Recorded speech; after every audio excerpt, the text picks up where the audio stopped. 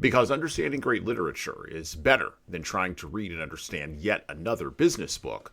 On the Leadership Lessons from the Great Books podcast, we commit to reading, dissecting, and analyzing the great books of the Western canon.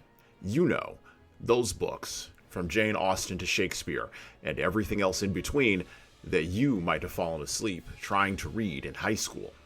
We do this for our listeners, the owner, the entrepreneur, the manager, or the civic leader who doesn't have the time to read, dissect, analyze, and leverage insights from literature to execute leadership best practices in the confusing and chaotic postmodern world we all now inhabit. Welcome to the rescuing of Western civilization at the intersection of literature and leadership. Welcome to the Leadership Lessons from the Great Books podcast. Hello, my name is Hassan Sorrells, and this is the Leadership Lessons from the Great Books podcast, episode number 124.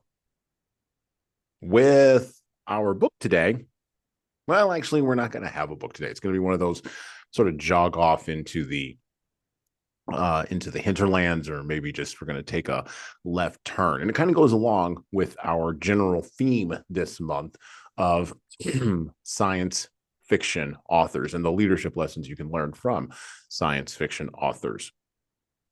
Today, instead of talking about the book we were going to talk about, which was by Philip K. Dick, a collection of short stories by him.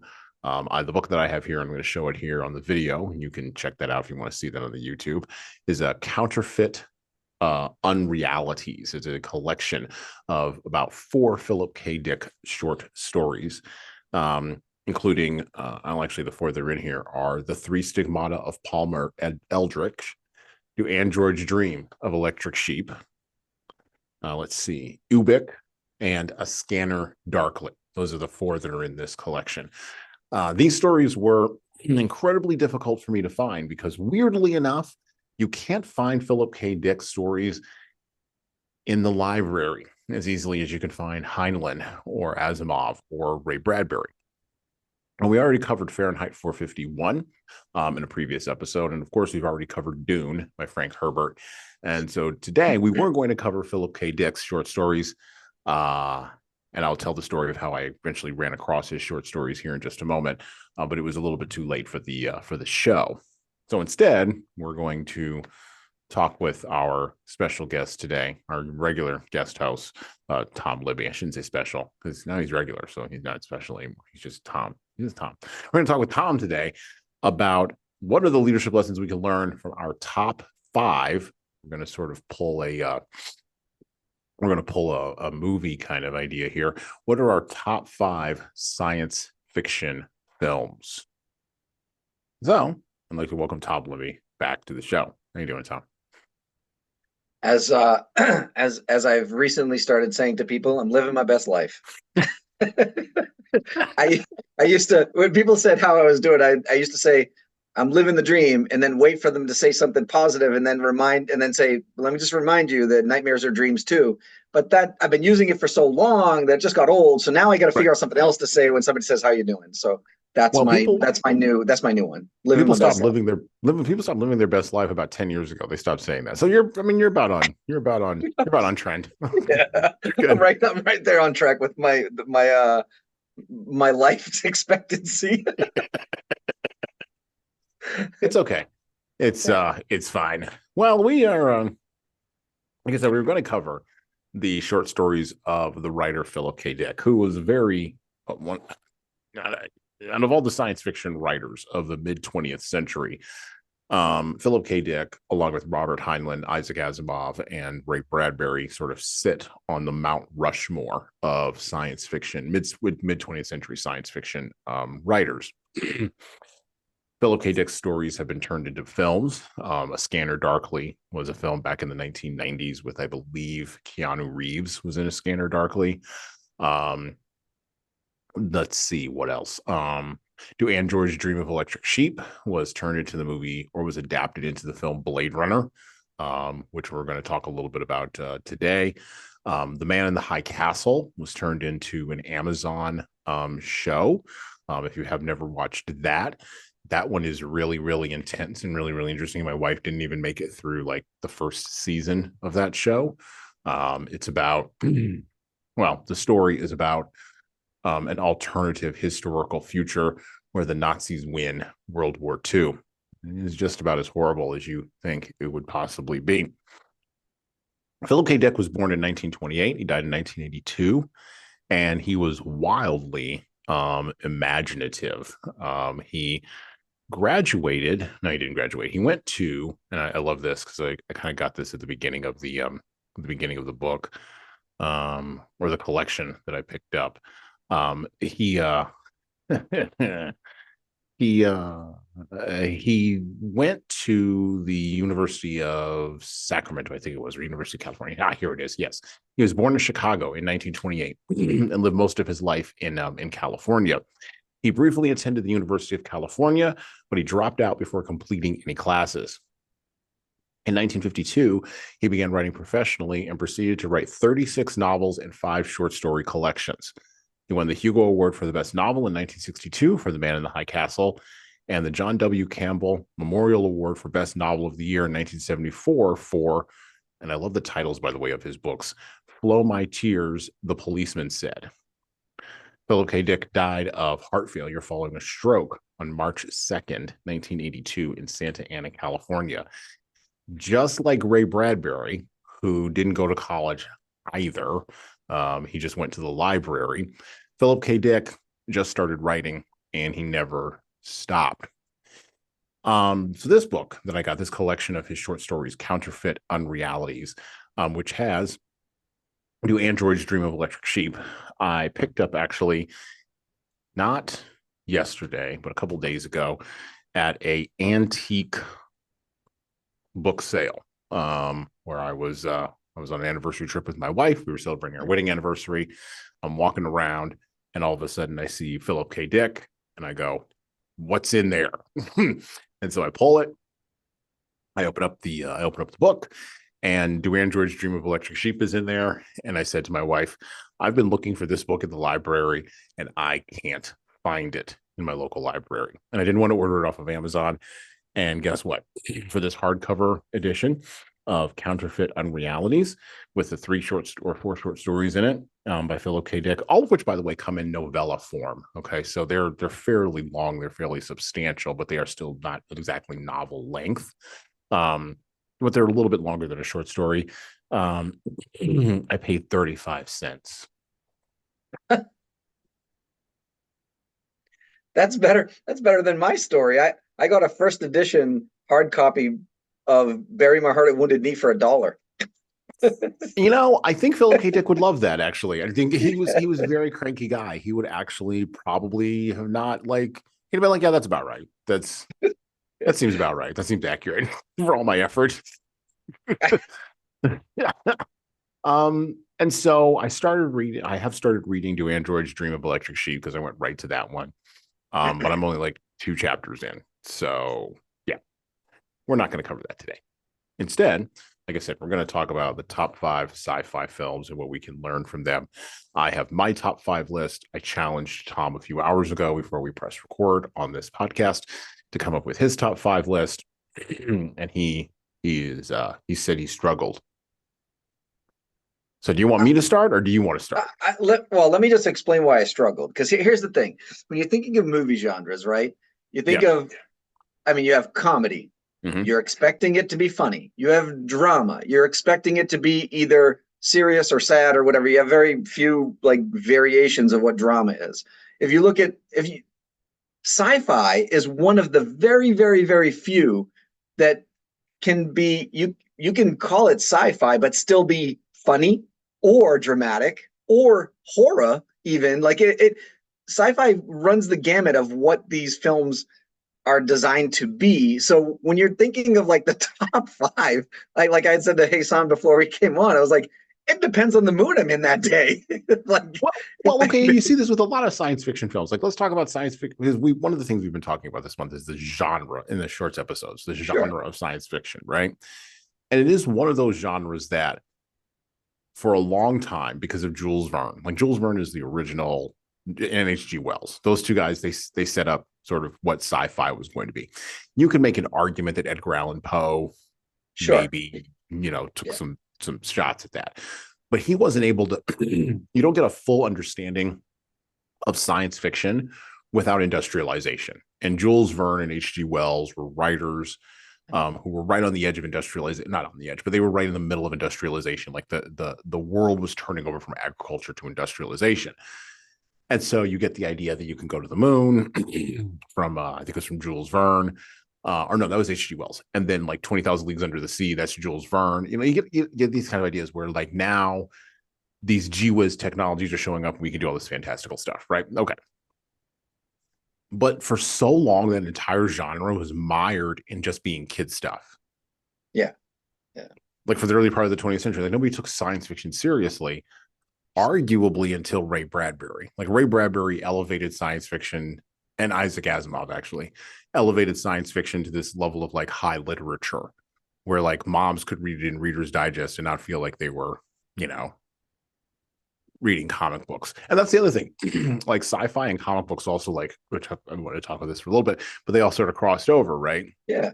Because Well, that's what I'm saying. Like you think of Mary Shelley, right? Like, so we think of Frankenstein as a horror movie, right, or a horror genre, but it's essentially sci-fi. If you think about like it is how the whole monster comes together. It's like, it's to your point, the industrialization of the inner spirit, so to speak, that the horror was trying to invoke in the monster.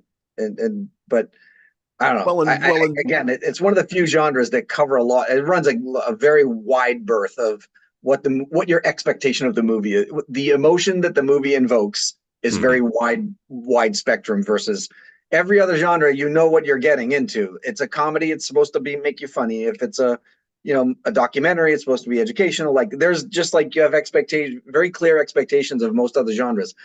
Sci-fi, you don't like. Right, you have no idea what you're getting into. No idea what you're getting into. And the reference I made earlier, it was like you got something like Spaceballs and Starship Troopers and Galaxy Quest, and then you got Terminator and Aliens and Prometheus. Like I did struggle to not put Starship Troopers on my list of top 5. I do love that movie because it's based off of a Heinlein book. Yeah, it is so bitterly cynical. Like the movie toned down so many things. Like the Paul Verhoeven directed film toned down so many things in this story, but it's so bitterly cynical about just like everything. Like but Heinlein was known for that. He was known for just sort of having a problem, let's say. Let me be kind. With authority. Yeah. Well, yes, with everyone. Yeah. Yeah. Like he even had a problem with, not a problem. He had challenges with how other science fiction writers were writing science fiction. Like how Edgar Allan Poe would write letters. Remember when we were reading Fall of the House of Usher, and I was reading some of the background on Poe, and he would like write, he would rip on like Melville or whoever. Like this guy sucks. Heinlein was that kind of guy. Yeah. Okay. So top 5 films. All right. So my personal top 5, and I struggled with this because I do like, just like you, people like films. We both like so many films. So many things can go into, to your point, can go into that science fiction box. But if I'm gonna suss out 5 films, my number 5 film is going to be The Day the Earth Stood Still from 1951. I like that one. And the reason I picked that number 5 and not something else is because not like Godzilla or something is because it goes along with all of that whole like post 1950s paranoia or post World War II paranoia, not only about the communists and the Red Scare and all that stuff is obvious in the film, but it also has the underpinnings of all the paranoia about nuclear weapons. Like we didn't really know what we had unleashed in the West, and we sort of just went, okay, we'll sort of see how this works. Kind of like figure it out. kind of like we're doing with AI right now. We'll just what the hell, just let it out of the box, it'll be fine. We'll be fine. We'll We'll see where it figure it out. goes. Yeah, let's see how it goes. We're going to beta test this. What's the worst thing that can happen? We let Right. our 5-year-olds, today's 5-year-olds, will figure it out 20 years from now. Yeah, Whatever. yeah, yeah, it'll be fine. They'll be blaming us, but we'll be dead, so it won't matter. Yeah, Um, exactly. and the other thing the Day the Earth Stood Still really does, I think, well as a film, is that it crosses over genre-wise from radio, which War of the Worlds, by the way, I mean, please, crosses over from radio to like movies, and it's one of those films that it. And this is interesting. Back in the 1950s and the 1940s, 1950s, you had the height of the golden age of radio, basically radio shows that were just like movie productions. Like people forget that, like how much effort went into radio shows. Like we think that like true crime podcasts, like a lot of effort goes into that. No. Like they had sound guys, they had audiences, they had special effects, they had the whole thing. They were audio film. Entire orchestras. Right. Like I love old time radio shows. And The Day the Earth Stood Still is one of those movies that sort of chunks over into that other spot. So that was my number 5. That's a good choice. I actually like that choice. I think that's actually a really good one. I have a hard time if you see so go back to my original problem with this whole thing is because if you're thinking of I think sci-fi in the 50s and 60s was just night and day different, right? Like it was just the way that the film directors and I mean, for crying out loud, Godzilla was a man in a suit stomping on models. Like, and then you watch Godzilla versus Kong today or something like that. And you're talking about Middle Earth. They're creating entire universes underneath, in between the mantle of the Earth and the crust. Like it's. I watched that the other day with my wife. I was laying in bed in a hotel and I was watching it. And my wife walks in and she goes, or walks past, she goes, "What the hell are you watching? What is this nonsense? Why are you watching Godzilla? This is ridiculous." And then she sat down and watched it for 45 minutes with me. And I'm like, yeah, exactly. Yeah, because it's not ridiculous. Godzilla is fantastic. It's and Godzilla versus King Kong. And the fact that Godzilla wins that battle, I mean, I don't. Are we going to talk about the movies at all? Because we can talk about the movies. Yeah, go ahead. There is no way Godzilla wins that. I know Godzilla is supposed to be a little bit bigger and physical. The mental capacity of the gorilla is supposed to be more powerful than the physical capacity of the lizard. I don't understand how Godzilla wins that fight. The lizard's mouth opens and blue light comes out. Yeah. The blue light is the equalizer. I don't know what's in that blue light. I had no idea. By the time I showed up in the movie, like that had already started. King Kong was like flopping around in the middle of the earth. I'm like, what the hell? He's in the center of the earth and there's mountains coming. What is happening here?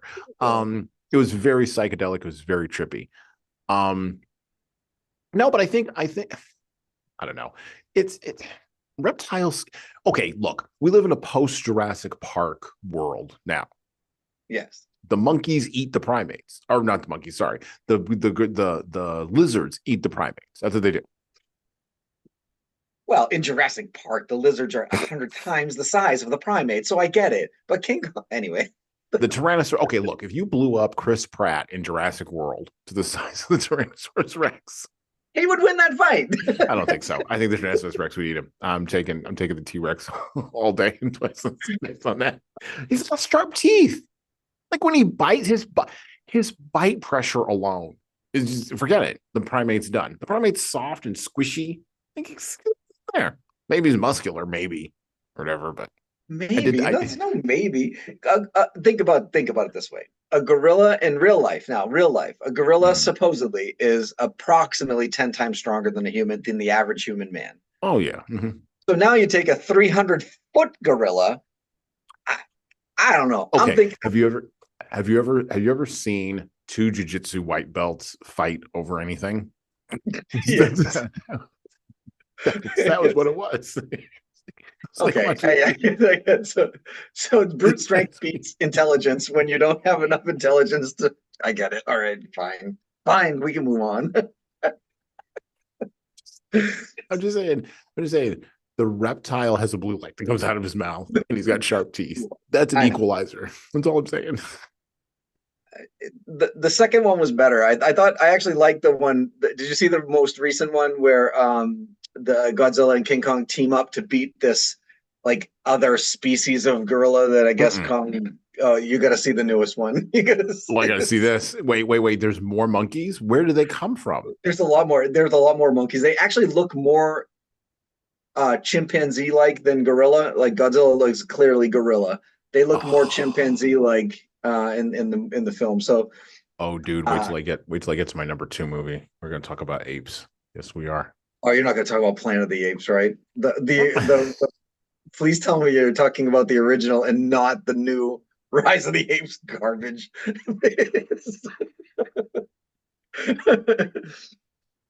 All right, what's number four? Let's What's your hold number on. five? What's your fifth? What's your fifth? What's your top five films? What would be number five? I think for me, I bounce around a lot. Like I will, as much as I was joking about it, I actually do really, really love the old school Godzilla movies. I like Okay. the older ones that the dubbed English and Yeah. like, and With the Japanese people like screaming. yeah, and like and when you watch it as a kid, it's like every other film is Godzilla being a good guy and then a bad guy, and then a good guy and Mhm. then a bad guy. Like he's here to save the human race in one film, and he's here to destroy and just live his best life in another film. Like it's and then like so, and then you have all these like it was like the original. I look at it as like the original version of Pokemon, right? Like so. Godzilla, I choose you. You're gonna go, fight King Ghidorah, like King Ghidorah, or and Mothra was Godzilla's love interest, which don't even get me started. That was very I weird. But can't even. but I don't even know so what's happening there. so if I take that collection of films, that would probably be my number five. I don't think I could pick Okay. just one, but the Godzilla of the 60s, like 50s and 60s, Hmm. I just think it was amazing. And as a child, now when I watch it today, I'm like, this is kind of a joke. Like this is really Yeah, kind this of is some nonsense. stupid. But as a kid, not knowing that that was a man in a suit stomping on models, Right.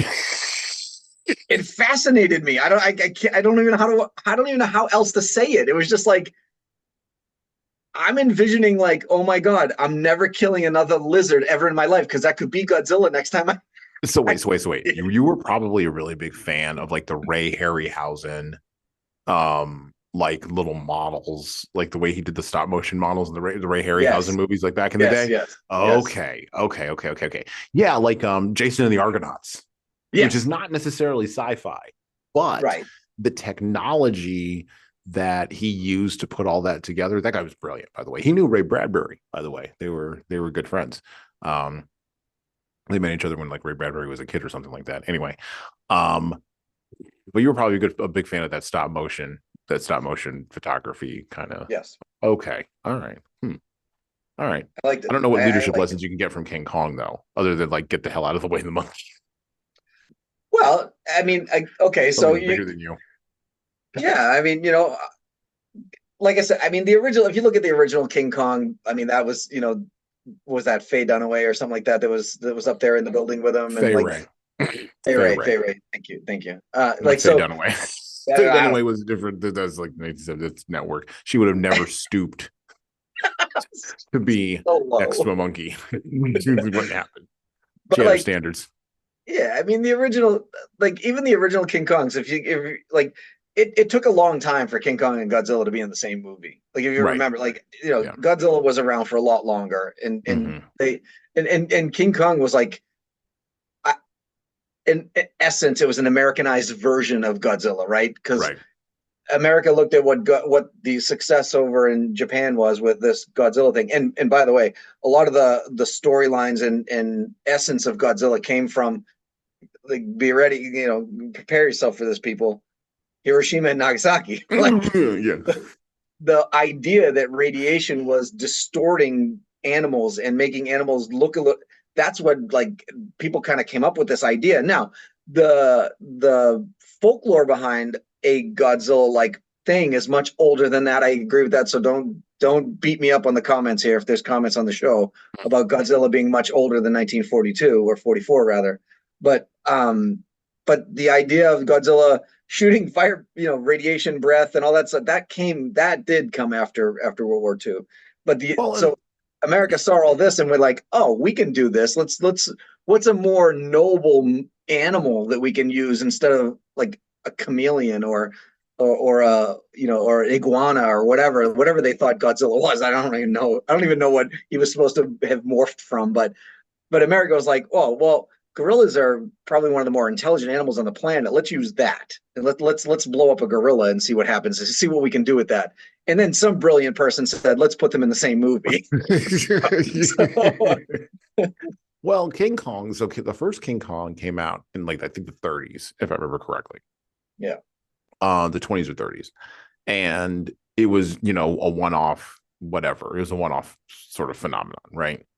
Right. And then you're right. You get World War II, a whole bunch of other things happen, and some genius goes, "Hey, we should put these together. We should put." And by the way, that person should have been like, I don't know, given control of like a studio or something. Like that person was brilliant. To your point about Godzilla, not so much King Kong, but Godzilla representing the anxieties of nuclear destruction, particularly nuclear destruction as it happened to the Japanese, right? I agree with that. I think that we've got, well, the height of like managerial scientism, being able to like build something at mass that's destructive. The height of that was the atomic bomb. Like that was the height of that. The height of being able to build something that was positive was probably the Apollo moon mission, right? Or the moon missions. And then after that, it's just been long decline, which is why, by the way, most of those movies in the early part of the 21st century have become so stylized, and yet the plots are mostly just like there's no tension underneath the plot. You're just there for the monkey and the lizard fighting. Like that's literally all you're there for. Same thing with Transformers. Yeah, okay, yeah, all right. Well, Michael Bay would like to enter the chat. Michael Bay can enter the chat all he wants. I'd fight him on it. Optimus Prime is nothing but a more intelligent Godzilla. I'm kidding. He's a mecha. You get it right, Tom. Mecha anyway, that's right. All right. Okay. Well, my number 4 film is a little bit more of an intellectual science fiction film. And it is one from the director Stanley Kubrick, who is a director I have long time struggled with him, and I'll get into why in a minute here. But Dr. Strangelove, how I learned to stop worrying and love the bomb. Peter Sellers is in this movie. He plays 5 different roles, including the role of Dr. Strangelove, the ex-Nazi who's in the wheelchair, who keeps doing the Sig Heil and like pulling his arm down. George C. Scott was in the movie as a crazy, what do you call it? American general, in the war room. The Russians are going to launch the nukes. Oh, by the way, Peter Sellers also plays the president of the United States. Sometimes in the same scenes. So it's kind of ridiculous. I can't remember who the guy is who plays the general. I can't remember his name. I'll look it up here in a minute. But you got the general who goes on and on about fluoride and like the water. And then he's got the British general working with him, also played by Peter Sellers, trying to stop the bomb from being dropped. And it's so absurd as a science fiction movie. Oh, by the way, the great James Earl Jones is in, recently deceased James Earl Jones is in Doctor Strangelove as the he's the not C-130, the B-17 pilot who's piloting the plane that drops the bombs on Russia to start the nuclear war, or to begin the World War III nuclear destruction. It's satire, to Tom's point.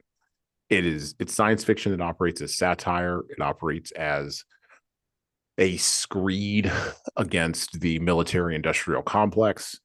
It was released in 1964, which was the year after Kennedy got shot.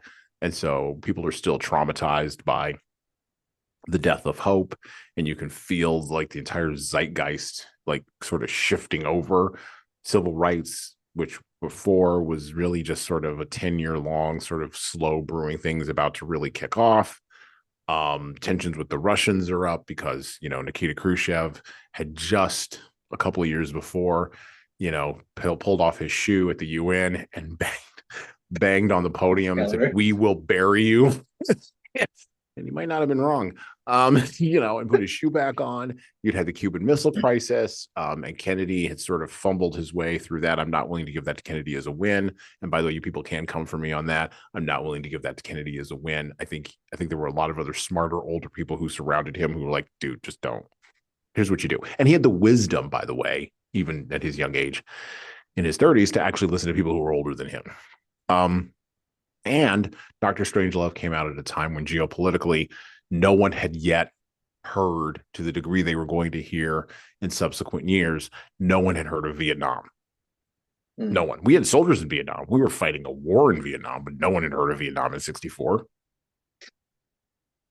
No one. No one knew people were dying there. And people had been dying there since 1957.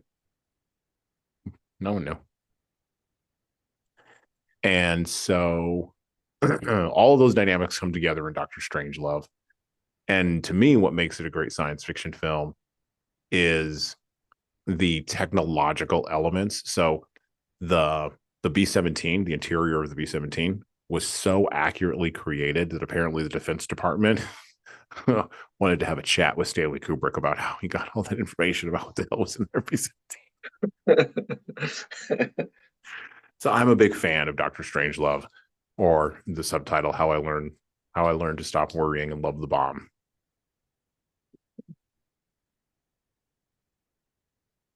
So what one thing we didn't talk about in the last two films, well, the last segment of the conversation we're talking about, is the lessons that we're supposed to learn from are we supposed to talk about lessons about these films too, or are we just going to talk about the films? Yeah, we can talk about lessons from these films. So I can tell you the lesson that I learned from Dr. Strangelove.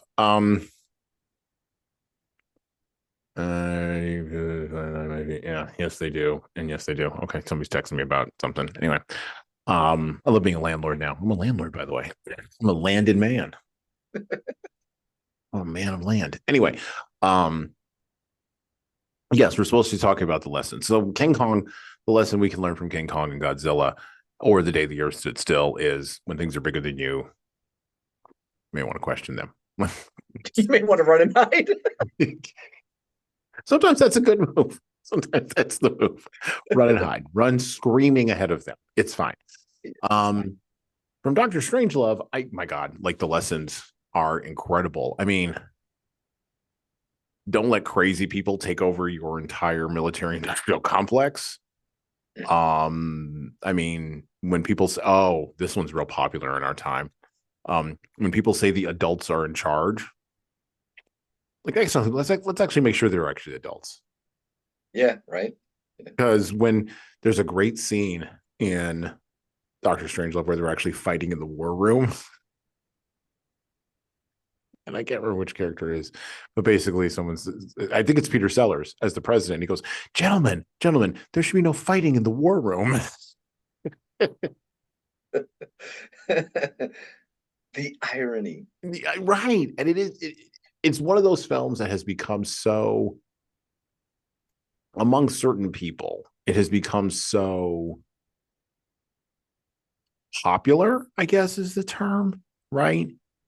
That you don't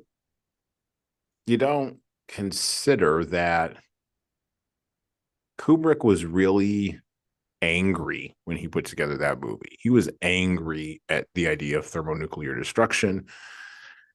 He was angry that the United States, from his perspective as a what we would call these days a progressive liberal, was not, sort of progressing towards, not necessarily communism, but progressing towards world peace, which is what he wanted. And, he was part of the movement that said, nuclear disarmament movement, that basically said, if we disarm, the Russians will disarm. And we were moving towards very much a position of what's called MAD, which everybody forgets about that term.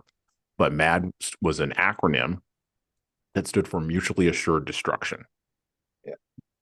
Where the United States had a certain number of nukes and the Russians had a certain number of nukes. And as long as there was no third party like China that had a certain number of nukes, we were fine. And that all kind of fell apart in the 1970s with China getting with China's long cultural revolution, and then Mao really agitating to get nuclear weapons from the Soviets, and they gave them to him. And then the United States pursued détente, and the United States was bogged down in Vietnam, which, by the way, China was involved in some of the aspects of Vietnam, which everybody forgets about that too. And so internationally, at a leadership level, there seemed to be, at the time of Dr. Strangelove in 1964, when this movie was released, because it was shot in 62, and probably edited in 63 and then released in 64, which means Kubrick came up with the idea probably in the late 1950s, early 1960s, right on the end of The Day the Earth Stood Still, that sort of period of sort of Red Scare kind of stuff. I think Kubrick wanted everybody to just sort of be shaken out of their ennui. I don't know. It's been a while since I've seen the movie, so I don't know what your thoughts are on it. I don't know if you've ever seen it, but No, actually, that one I have not seen. I've heard of it. I've heard lots of it, but I've never watched the film. yeah, I'm gonna do this. I'm gonna pull it up on IMDb Yeah. here. So it's funny. My number four would probably be, and you're probably gonna like Idiocracy. Like, I mean, how could you not watch that movie and feel like we talk so much about society in general, kids coming up these days, lack of intelligence, lack of emotional intelligence, really more so. There's and then you watch that movie and you go, oh, so that's where we're headed. Like it's like this is all starting to make sense to me now. Like the idea behind, and of Isn't that course, the if those one of where you, like Luke Wilson goes to yes, sleep and he wakes up like it's like what's like 100 years later or 1,000 years later or something? I forget the number, but yes, he wakes up whatever number of years later, and he's literally the smartest person on the planet. So it's like And, the entire plot of Futurama. Remember that cartoon? yes, yeah, exactly. But like with no robots or whatever. No, Okay, no, no, cool, no Bender, and there's no Bender in this movie, but like the idea, the thing that I found fascinating about the movie was that this average intelligence person now being the smartest person on the planet, like IQ level wise. And if you watch the movie, you figure out real quickly that even like he still tries to learn from the people around him. So you go back to the lessons that even if you are the smartest person in the room, that does not mean that you can't learn from the people around you. Just because they're not as smart as you are, they don't have as big of IQ, they don't have the subject matter expertise that you have. That doesn't mean you can't learn something from them. That's what that movie tells me. Now, if you actually go watch the movie, there's a lot more to it that is just ridiculousness. I'm just telling you, I'm preparing you for when you watch this movie that you are going to feel like you've lost a couple of brain cells watching this movie. But I will be honest, just like you've never seen Dr. Strangelove, I've never seen Idiocracy. I think you would appreciate where I'm coming from with this movie if you see it. You're probably the seventh or eighth person in my life that has said to me, "You need to go see this movie. Hey son, how have you not watched this movie?" And then I don't know how I haven't watched the movie. I don't know. Maybe I need to just knuckle under and order it on HBO Max or Amazon or whatever and just watch it one day. I wonder if part of it is the fact that you already have this preconceived notion by what people are telling you that the movie is utterly ridiculous. So you're not looking at it from a value add standpoint of I'm going to spend an hour and a half watching this movie. You're thinking I'm going to waste an hour and a half watching this movie. Totally different mindset when you look at it that way. And the thing is, you'd be right. No, no, no. I think, like, I know what the plot is, right? So the guy falls asleep. He wakes up. and the whole I don't entire think he falls. country. I think they put him in some cryogenic thing or something like that. Okay. I don't think he literally falls asleep. I think there's like a mechanism that puts him. Like I Okay. think So there's it's like this thing where everyone in the world is supposed to go this cryogen like the world's. I forget the very beginning of the movie. I remember the whole like the gist of it, and I remember like all there's some really some really idiotic things that happen in the middle.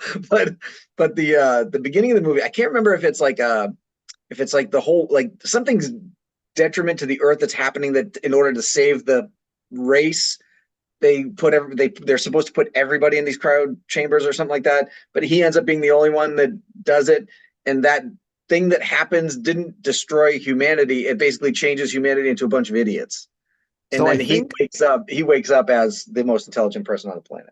so I think I confused or not Doctor, sorry, Idiocracy with the with Judge Dredd. Weirdly enough, the scene in Oh, Judge Dredd where like those are very different. Are the you thinking about Demolition Man too? or maybe it is Demolition Man, right? The Demolition Man, where scene where Wesley the like Snipes and yeah. Sylvester Stallone go into Sylvester Stallone. cryogenics, and then when they come back out, the world is Right. basically wussified. Right. And there's been like fast food wars. That's what I associate Idiocracy with. Yeah, yeah, yeah, Like Taco Bell won the fast food wars. What? yeah, Talking yeah. about? I think you're confusing them. No, Idiocracy is supposed to be a lot. There's a lot more comedy in it than that. Than Okay. Demolition Man, there was no comedy in that. That was action. That was action sci-fi, Okay. not comedy sci-fi. You know, as opposed to horror sci-fi or dramatic sci-fi. I don't know. Here we go. Idiocracy. Okay. Oh, it was directed by Mike Judge, who directed Office Space. I should be all over this. Okay. I mean, I Oh, like that Mike makes a lot of Judge. sense. Actually, I didn't realize it was the same director. I didn't make that connection. But yes, that makes total sense now. I really do like Office Space. I really do like that movie. So Same kind of comedy. same kind of comedy. Same kind Okay. yeah. Okay. All right. But yeah, so that's my number four. And again, I have a hard time. I told you already. I have a hard time picking these lists in like numeric order because I don't know. I could probably think of three other movies that are equivalent to Idiocracy in two phases. Number one, the fact that they're labeled as sci-fi. Number two, they have a comedic undertone. And number three, they're just utterly ridiculous. So like Idiocracy and Galaxy Quest and like all those movies are in the same. They're all number four to me. That's all the same movie. Evolution with David Duchovny back in the day. Oh, Exactly. everybody forgets about that movie that he did. Everybody forgets it was smack in the middle of him doing X-Files. Right. Right. Yeah. And then he was like, let's not remember that. And then he went back to X-Files. And I liked Galaxy Quest. I did like that movie. A lot. I was pleasantly surprised with that movie. I actually liked it more than I thought I was going to. I felt like I wasn't supposed to like it, but I did. Right. It is definitely one of those movies that came along at it. Well, it's kind of like Orville right now, the television show that Seth MacFarlane has. Right. Yeah. It's sort of one of those like once in a generation poke in the eye to Star Trek kind of films. And you can kind of get away with it because Star Trek's sort of beloved and is part of the zeitgeist and whatever. But it also doesn't make Galaxy Quest does not make assertions that it's high art or anything like that. Like No. they're not doing that. Tim Allen, you're not hiring Tim Allen for high art. I mean, for God's sake, this guy was Santa Claus. Like, let's be real here. I mean, Galaxy Quest was to Star Trek is what Spaceballs was to Star Wars. Yeah, there you go. Essentially. Okay. All right. Well, speaking of serious science fiction, my number 3 film is Blade Runner. I like Blade Runner. So I'm going to pull up Blade Runner here on IMDb because there's something I always try to point out here with Blade Runner, and I always miss it. And by the way, this is the Blade Runner from 1982. This is the original, the Blade Runner with Rutger Hauer and Harrison Ford, and I love the Tears in the Rain speech that Rutger Hauer gives at the end as the android, the replicant that's basically getting ready to be killed. And I was just looking at it the other day. It said, I've seen things you people wouldn't believe. Attack ships on fire off the shoulder of Orion.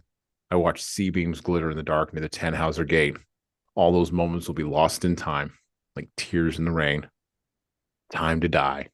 And apparently, that entire last speech before he gets, eliminated was totally ad libbed. So, like, Harrison Ford's reaction to him was like, that was genuine. He's like, but that wasn't the script. What the hell are you talking about? Which is like the greatest thing ever. But then of course I modify that, like, and I modify it like for my kids because my kids have never seen Blade Runner, too young. But like, well, my younger kids are. My older ones probably have seen it. Well, my oldest son's seen it. He's not impressed. But I always modify it by saying, I've paid taxes for things you people wouldn't believe.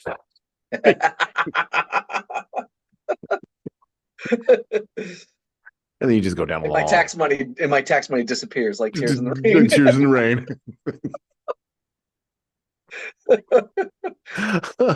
But Blade Runner is one of those movies that I do reference a lot in 2024 because I fundamentally believe, and this is where I want to talk a little bit about dystopia and utopias in science fiction. So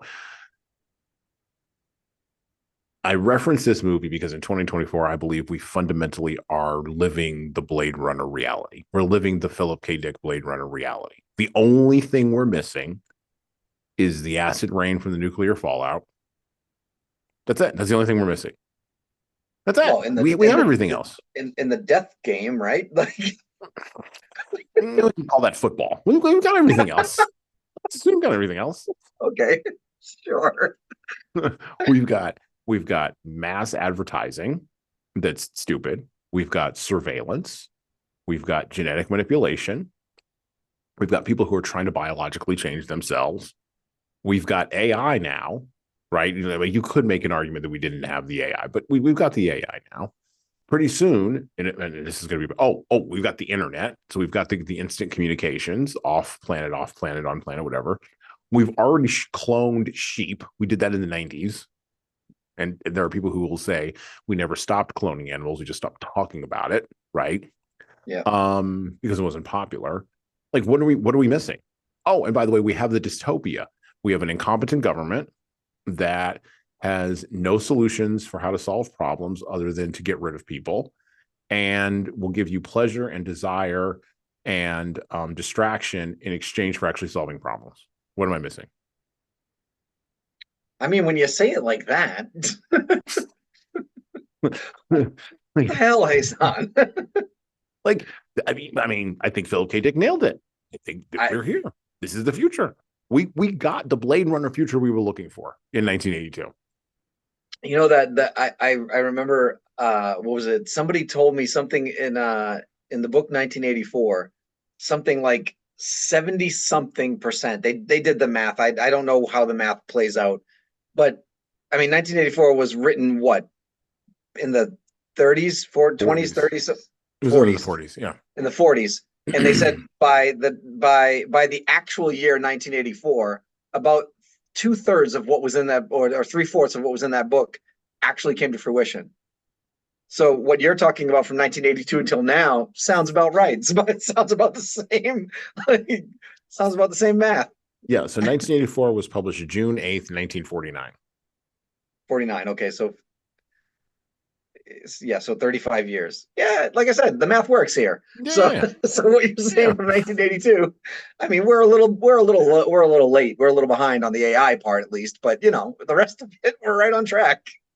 Okay, so this gets us to this idea of dystopia. So a good friend of mine makes this point, and I think it is a dynamically interesting point, and I never really thought of it until he mentioned it. And this was years ago. I was ranting about something. It might have been Blade Runner. And he goes, it might have been, and he goes, listen, all dystopias are written from the perspective of the person and the time that they are in. Yeah. Because no one knows the future. So it's just projecting future anxieties onto a society that are really current anxieties. So if you go back and look at Philip K. Dick, you look at the short story, Do Androids Dream of Electric Sheep? That short story was written, let me pull up the date here, Um, let's see. It was written in 1968. Okay. What was going on in 1968? Well, again, it's kind of the same things that around that Dr. Strangelove sort of predicted, right? You had the communism, you had Vietnam, you had the threat of nuclear war, you had the promise of vacations to the moon. The Jetsons was on TV. We're all going to have vacations to the moon and robots, right? And so, what's the dark side of all? And Philip K. Dick being Philip K. Dick, what's the dark side of all this? And so he's going, of course, going to go in the dark side direction. He's not going to be like Isaac Asimov, who's going to be like, "Oh, there's 3 rules to dealing with robots." Like he's not going to, or Ray Bradbury, right, where the robots are going to be kind of hinted at in the background, but you're not really going to sort of bring them to the front because you don't really need to, because there's all different kinds of ways to do that. He wasn't that kind of writer. He was a writer who went right for, this is the horrible dystopia that I have anxiety about. And so all dystopias, this is the point that my buddy made, from the Blade Runner all the way to the Hunger Games and Divergent and all these other things, they're all about the now. They're all about the things that people are anxious about now. They're not actual projections of the future. And that was his entire point. He's like, this is why he doesn't like science fiction dystopias. He hates all of them. He's like, just make a regular movie about the things going on now that you're all anxious about. Just make that movie. And then we can all go home. I don't need the technological clone and sheep thing. I don't need that. This is boring. Just give me the thing you're anxious about. Oh, climate change. Fine. Make a movie about climate change. Which we did, actually. What was the name of that movie where the water came in? 2012 was? Yeah. Oh, 2012 was one. Day After Tomorrow was another one. Day After Tomorrow. There you go. Day After Tomorrow. That was a fantastic. I liked that movie a lot, actually. Yeah. Well, because it wasn't projecting the day after tomorrow to be like 100 years from now. Right. With like a bunch of replicants running around. It was like, no, it's going to be like, I don't know, a month from now. and there wasn't it showed you most movies like that like this, like they show you what the dystopia is, right? Like, and then they have to explain how they got there. In The Day After Tomorrow, it showed you what the disaster was, not what the actual day after tomorrow looked like. That was left up to your imagination. Right. That's why I like that movie so much. It actually shows you how we get there and why we got there and why the world is so different, or why the world was going to be so different, but it never showed you the actual outcome. There was a brief thing at the very end. I don't know if you've seen this movie, right? With Dennis Quaid. It's been a while. Yeah. Okay. So Jake Gyllenhaal, they show you at the very end of the movie, when they zoom out from the world, like that polar ice cap now goes from the top of the world all the way down through 3/4 of the United States. Like, and it's not livable. Like, you can't live in basically. Now all the U.S. citizens have to emigrate to Mexico. That's right. I remember that. Get this, people. We asked Mexico permission to go live there. That's right. Yeah, but that movie, like, that's one of the reasons, exactly to what your friend is talking about. That's one of the reasons I absolutely love that movie, is because it actually gives you everything up front of what's going, like all the what happens and what goes wrong. In all these other movies, like to your point, even Blade Runner, it's after the fact, and they have to explain to you how they got there. Oh, we had a nuclear war, so now we have acid rain and all this other stuff, and this is why this happened. But there's details behind the back in the storyline of the movie that you have to figure out, and like how society ended up getting where they are. In that movie, in Day After Tomorrow, which now that you say it, that might be my number 1 or 2, by the way. I'm not sure yet, but I'm just thinking, like, now that I'm saying it out loud, because I didn't really put them in sci-fi, but it definitely is. There's no doubt it's sci-fi. Okay. But my number 3 would have been I'm not going to pick one of them, because I think there are several in the series that are really good. Nope. Some better than others, of course. But it was also before its time, was Alien. 1979, Alien came out with Sigourney Weaver. Ridley Scott. Yes. So Ridley Scott's Alien. I watched that. So in 1979, it came out. I didn't watch it until probably 10 years after, because I thought the second one, Aliens, was actually better than the first one. Yeah. The second one came out like 6 or 8 years later or something like that. It took a long time to get that second movie. Now there's, I don't know, there's 15 of them in the series, whatever. I don't care how many of them are. It's a mess. It's a mess over there. But It's a yeah, but terrible now, thing. well, because they're doing all this BS with the aliens universe, right? So now you have to have 15 movies to have your own universe in the movie genres, like the MCU universe, and it's ridiculous, right? Even Godzilla, by the way, we were talking about Godzilla a few minutes ago. Now they talk about the Monarch universe, which Monarch was the U.S. or the worldwide equivalent of some sort of secret agency that was monitoring these giant monsters or whatever. Like, so Monarch, right. And there's actually a series, I forget if it's on Apple TV or Hulu or something, but there's on one of the streaming services, there's actually a series called Monarch. Okay. That is actually an extension of the Godzilla movies. But again, so now everyone has this, like, you can't just make a movie and walk away anymore. You have to make a movie and then have a universe for the movie to exist in. So anyway, but the point is, Alien 1979 started this whole thing with Alien versus Predator. Prometheus was a part of the Aliens universe, like a lot of these movies. So I think number 3 for me was I'm just going to pick that universe. Yeah. I do think Aliens, which was the second one, was probably one of my all-time favorites. It might have something to do with when I watched it, because the first time I ever watched it, I was a kid. And I've since watched it a few times since, but I just remember thinking, I wonder if alien races are really like this. Like, we're in trouble. We're in a lot of trouble if these are what aliens are really like. Hello. So I'm going to do some shilling here, and hopefully this will be a pause in our riveting conversation for you. I have an offer for you. My most recent book is 12 Rules for Leaders, the Foundation of Intentional Leadership.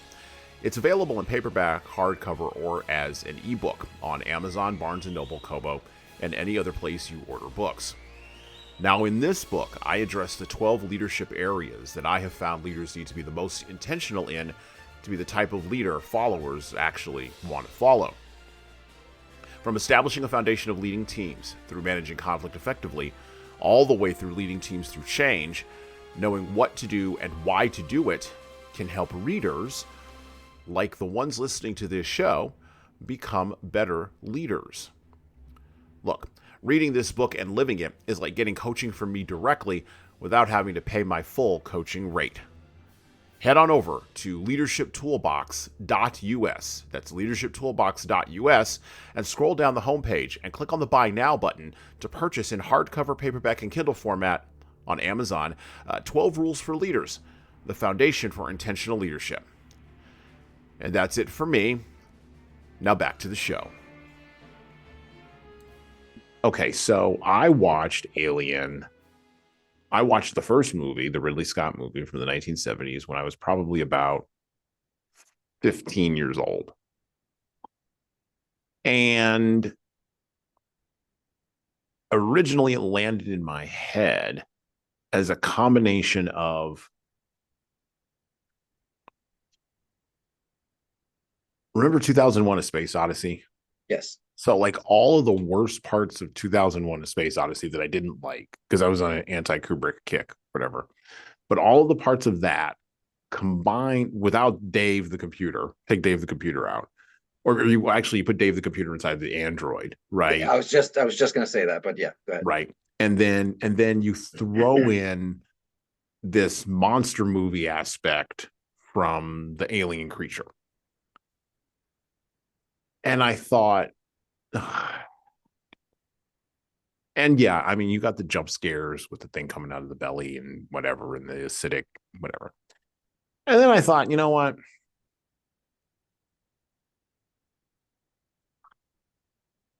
Do I care enough to have an opinion about this movie? And I decided I didn't. Okay, fine. So I went away. Many years later, came back, watched Aliens with Sigourney Weaver, which, by the way, much more of an action film because it was directed by James Cameron. Right. Which is, it totally, like, no one ever talks about this, but James Cameron was the B director to Ridley Scott. Like, that's weird, right? Like, Yeah, and for then and sure. then the subsequent movies, James Cameron's never been invited back to direct another Aliens film. Which is weird because that one was better than I think that one was better. I thought the second one, Aliens, was a Right. better movie. And in that film, you get Sigourney Weaver, you get her, female, I'm going to say this, female badass with the, running around, and it's woman versus woman and woman versus nature. And so you're trying to make all these illusions, right? And Newt is in there, and it spawned a whole bunch of comic books. Dark Horse Comics, basically, their entire company existed because of Aliens, and quite frankly, Predator, who's another movie that no one ever talks about, which I like Predator better, but that's a whole other different kind of thing. Um, but I thought, to your point about if we run into something like this, we're in trouble.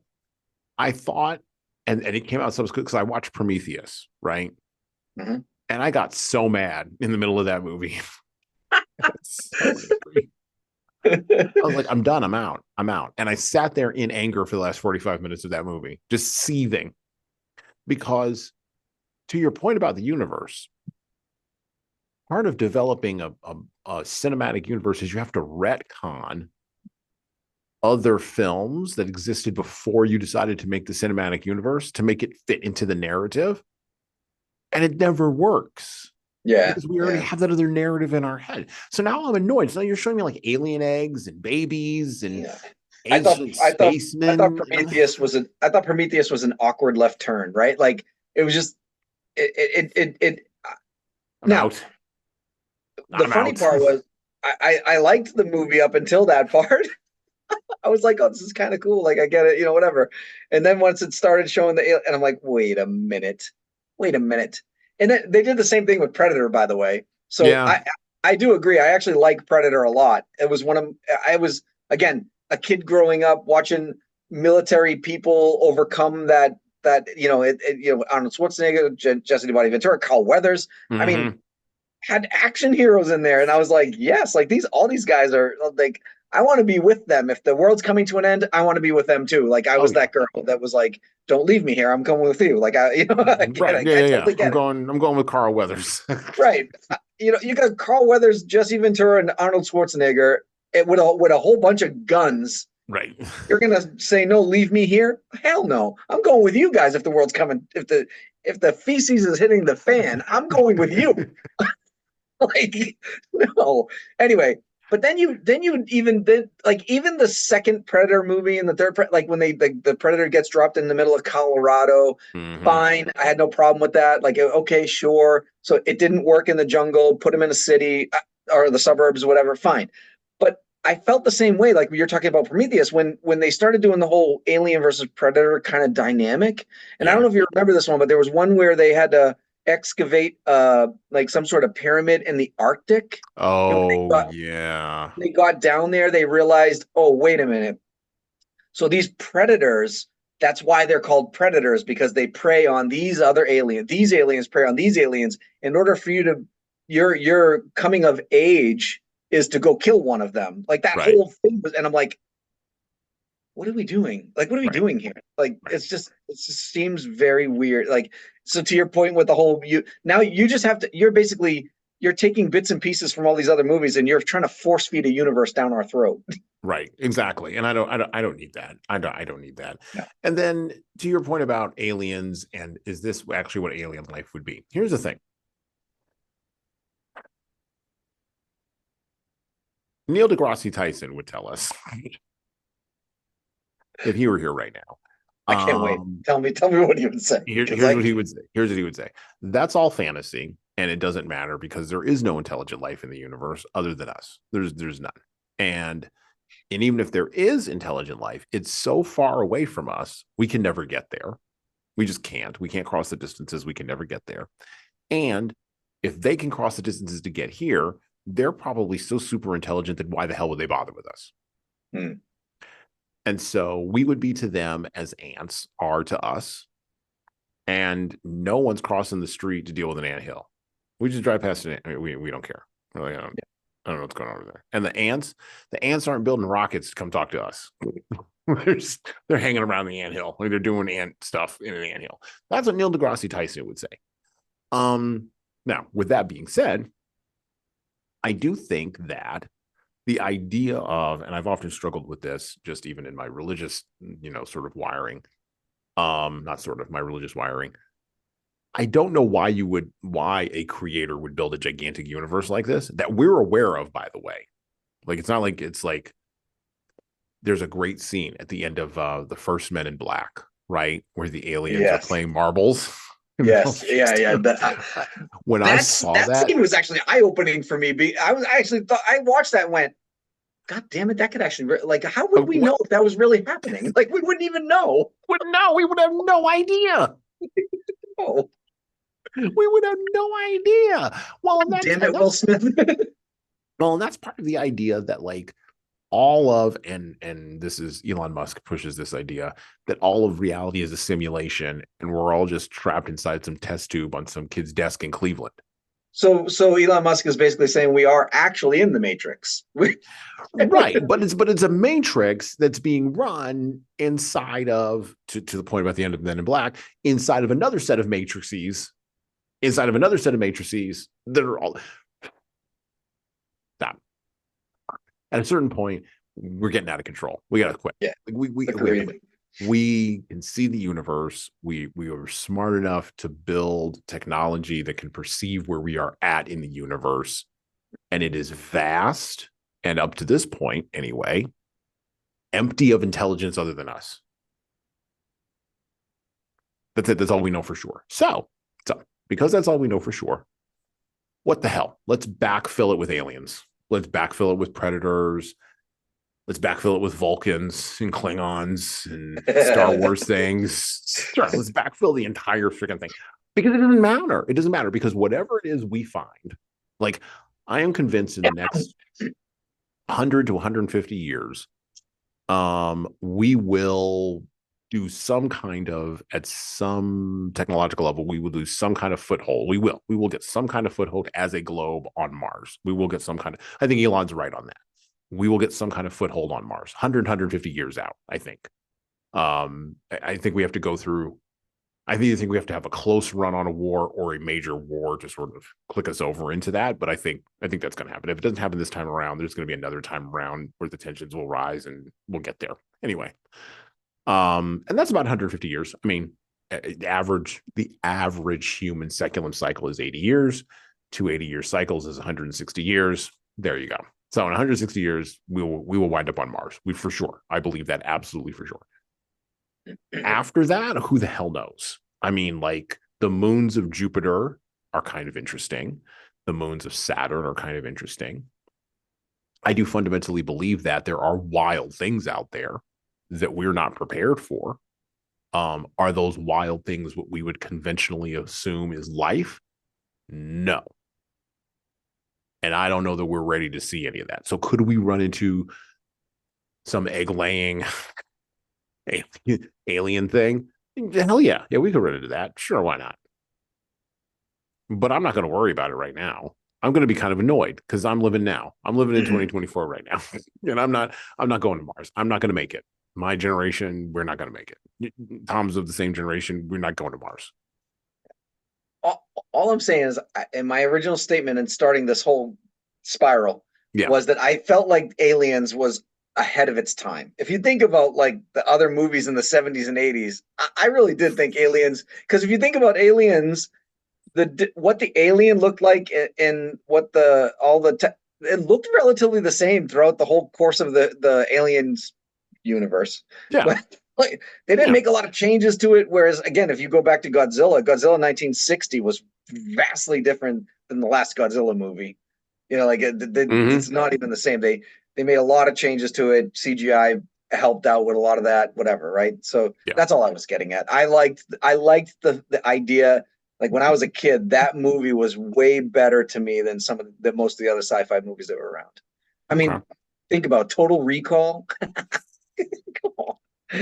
Come on. Inner Space. You want to talk about a comedic one? Inner Space with Martin Steve the small dude. What's his name? Rick Moranis. Rick Moranis. Yeah. Rick Moranis. Yeah. Rick Moranis. Inner Space. That was kind of funny. But again, the technology was very choppy and very weird looking. There's some weird stuff that happened there. Well, to talk about anxiety and Weird choppiness science. and weird science, my my second greatest of my top five greatest science fiction films, my second greatest science fiction film, I want to go on record for Hasan, the second greatest science fiction film of all time is the 1968 version of the Pierre Boulet novel, written by the guy who wrote Twilight Zone, Rod Serling, Planet of the Apes. Thank you. Oh, I don't know what's going on with the modern ones. I haven't watched any of those. I don't care about any of those. I I don't care watched about any the of those. first. I watched the very first one. I couldn't do the rest. I just couldn't do I it. can't get suckered in. And I couldn't get that Mark Wahlberg thing, that hideous Tim Burton Mark Wahlberg thing back in the 90s. I did watch that, and I promised myself never again after that, and I've never been sucked back in again. Exactly. Yeah, it was bad. You can't beat Rod Serling's writing. You just can't. That It was was a great movie. it was the first movie I ever watched where like it sucked me in so much that when Charlton Heston finally realized where he was at with the Statue of Liberty scene on the beach, my Iconic. That was iconic. That my scene. my stomach dropped out of my like my gut dropped. Yeah. I was like, it got me. It got me. And I'm watching this movie in like the mid 1990s. It got me. I had heard about the ending and I knew about the ending and it still suckered me in. It still got me. Um, Well, the other thing too is if you think about it, like, so something that I want to make sure everybody listening here clearly understands. Like Charlton Heston was in that movie. right, Like, Moses. yeah, like this is not Mark Wahlberg, people. This is like Academy Award winning. Like this guy was like legit one of the best actors of all time. Like, Moses, the Omega yeah, Man. exactly. Like this, I, you know. I got to admit that. I mean, I would find it hard pressed for me to pick a different number two. I'm just saying, I was. it when Charlton Heston says, "Get your paws off me, you damn dirty ape," like that's and the apes respond and they're like, it's the level of seriousness that Charlton Heston brought to that material and elevated Serling's material with. Um, and then the whole entire, and by the way, the whole entire plot of the movie and of the book, but of the movie could have been camp. It really could have gone into camp. And Heston just, by showing up, me and Charlton Heston just didn't allow it. He's like, no, we're not going to be camp. We're just not going to do that. Whereas I've seen a couple of the trailers for the thing that Matt Reeves is doing now. And I'm just like, it's not camp, but it would be better if it were. Honestly, it would be a little bit more palatable if it were. Because here's the thing. And this gets back to the whole idea of King Kong. Honestly, this is why I wanted to bring up Planet of the Apes. But we have ever since Darwin's theory of evolution, we have had such a we're stunned by the fact that the apes haven't evolved to where we are. We are quite frankly stunned by that. Like, we're quite frankly stunned that there's a gap. Like, why aren't there two dominant human species on the planet? Like, we don't understand that. Like, I'm fascinated by Neanderthals, quite frankly. I'm fascinated by the entire thing. I read up on Neanderthals. I did a whole bunch of research on them a couple of years ago. Read everything I could get my hands on about Neanderthals. And basically, modern humans, which are technically speaking Cro-Magnons, whatever that may mean, we basically ethnically cleansed the Neanderthals. We destroyed another species on the planet that was also humans, and we're fine with it. Yeah, we're fine with it. We're like, yeah, that's fine. Like, we outbred them. Some of them interbred with Cro-Magnons, which is why people look a certain way, or maybe even have certain IQs that they have. Maybe people think that. No, people do think that. There's also we also hunted them, maybe even for food, because there was a whole lot of cannibalism that has gone on throughout all of human history. across all races, ethnic groups, geographies, doesn't matter. Religious observations doesn't matter. Cannibalism apparently is very popular. I'm not going to get into that. Maybe one day we'll do an episode top 5, Hason's top 5 cannibal movies, and I do have top 5 cannibal movies. I do. Well, anyway, I won't get into all that. My wife would be like, "You can't talk about any of that on air. That's terrible. That's verboten. No one will listen after that." Anyway. You will lose listeners, Hasan. You will lose listeners. You will lose. Start talking about The Hills Have Eyes. So, I'm sorry, I had to. Ravenous is actually a really good movie. Anyway, it doesn't matter. Point is, that is something that Cro-Magnons, was it like 16,000 years ago or whatever? Like we just eliminated another human species. And so we've taken all of that anxiety and we just put it on the monkeys. And the thing about the monkeys is they seem to just insist on just continuing to be monkeys. Like they're fine with that. They're like, yeah, I don't know, we're gorillas. We're gorillas and chimpanzees and orangutans. We're cool. We're just hanging out here. And so I am convinced, number one, I think that is the strongest argument actually against evolution, is the fact that the monkeys are still monkeys. I think that's one of the stronger arguments against evolution. Didn't Paul Giamatti play an orangutan? He did. Sorry. No, it's good. It's so good. But then the second strongest argument is that we had 2 human species and we destroyed one. So that's the second good argument against evolution. And then the third good argument is anything you see in Planet of the Apes, where we give the apes intelligence and then they just kill us all. They just destroy us. There's a war or whatever, and Matt Reeves insists on going back, speaking to your point about universes. Oh, now we got to go retcon how we all want, because this is the thing. Everybody in the new Planet of the Apes movies is waiting for the movie where Charlton Heston shows up. That's what we're all waiting on. Just bring us Charlton Heston already. Or Mark Wahlberg, bring Marky Mark and the Funky Bunch, whoever the hell you bring. Just bring the white guy on the ship. Who would be today's version of Charlton Heston though? Like who would we get? John Hamm maybe? Like who would we get to play that role? John Hamm, get the hell out of town. He's got the jawline. That was a joke. That was a total joke. He's got the jawline, but not much else. No, I mean, who do we get? No, well, see, okay. In our time, it can't be a white guy. So it has to be like Kevin Hart. Or The Rock or something. Okay, the Rock's at least okay, maybe. Maybe The Rock. Kevin Hart though? Come on. Will Smith even. Come on. Kevin Hart, he's not Samuel L. Jackson. It'll be Sam Jackson. It'll be Sam Jackson that steps out of the spaceship. No, screaming. Actually, no. You know who would be really cool? I don't know why I like him so much, but Lawrence Fishburne. I think Lawrence Fishburne. Oh, there you go. Stepping out of that spaceship, that would be cool for me. He's a poor man. He's a poor man's Denzel Washington. Yeah, we'll go with him. I'd rather him over Denzel any day.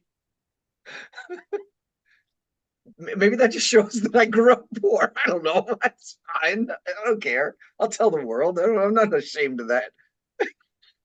Well, I grew up wealthy, and I'll take Denzel. Exactly. No. I think it has to be one of those guys in our time, or it's got to be some female actress. Like, I don't know, pick a female actress here, because it can't be a white guy anymore. We can't have Charlton Heston. We're not allowed. So we're gonna have a woman. It's gonna be a woman. So it'll be some woman. I don't know, some female. The girl. Sorry, girl. The woman who was just the female lead in Twisters. I just saw that movie. Oh no, it'll probably be like Anna Sawai or something like that. Yeah, there you go. From Shogun. From Shogun. There you go. Yeah. I mean, she just won an Emmy. Why not? Let's give her let's give her the role. She's 5'3", 105 pounds. Of course, she could fight a friggin' gorilla. Yeah, but 5'3", 100 pounds, and she's a samurai. She'll kick some ass. No, it'll be fine. She'll have a sword. That's the only technology we'll allow on the ship. Oh God! All right, so where are we on this thing now? We're at number 2, right? We're number two. We're number two. Okay. So my number 2 was Planet of the Apes. What's your number 2? See, I kind of go back and forth. I actually think 2001 Space Odyssey from 1968, or I go back and forth between that and The Fly. Like I thought The Fly was really I actually did. I thought it was well done, and it wasn't supposed to be in the horror genre. It was supposed to be sci-fi, but it scared the crap out of a lot of people. So which It really which, did. which version of The Fly? The one with Jeff Goldblum, where he's like in the thing? Yeah, yeah, yeah. Okay, all right, okay, because there's another version from like back in the day. Okay. So, wow, The Fly, or I wouldn't go there, Dave. So, okay, all right. So tell me why 2001? Because I was frustrated with that movie, unbelievably frustrated with that movie. But I'm frustrated with Kubrick in general as a director. Like he drives me crazy. I have to watch Kubrick directed films like 2001 or Doctor Strangelove. Full Metal Jacket, I got right off the bat. Like I understood what he was doing right off the bat. But Eyes Wide Shut, like any of those kinds of films that he directed, I have to watch. That one that he did about the French, not the French Revolution, the guy who was running around during the American Revolution or the French Revolution, and it was Ryan whatever, and he's got the wig. I can't remember the name of the friggin' movie. Um, Ryan O'Neal was in it back in the day. I'll come up with it in a minute here. I'll look on my phone. But I've watched like half that movie and I fall asleep because I'm like, I'm done. Like I can't. No, Kubrick, I don't know what you're doing here. So I struggle with Kubrick films, right? I struggle with him as director. Um, oh, the one A Clockwork Orange. Oh yeah. I'll tell my Clockwork Orange story very quickly. I watched A Clockwork Orange 4 times on VHS and 1 time on DVD, and I did not understand what the hell was going on in that movie. And then for a time in my life, I worked as a projectionist. By the way, kids, for those of you who are listening, who are below a certain age, a projectionist was a person who actually put together physical film. You got film in cans, and you You know that wound them noise that together. happens? That's Yeah, when the film runs out. the film runs out. I was responsible for that.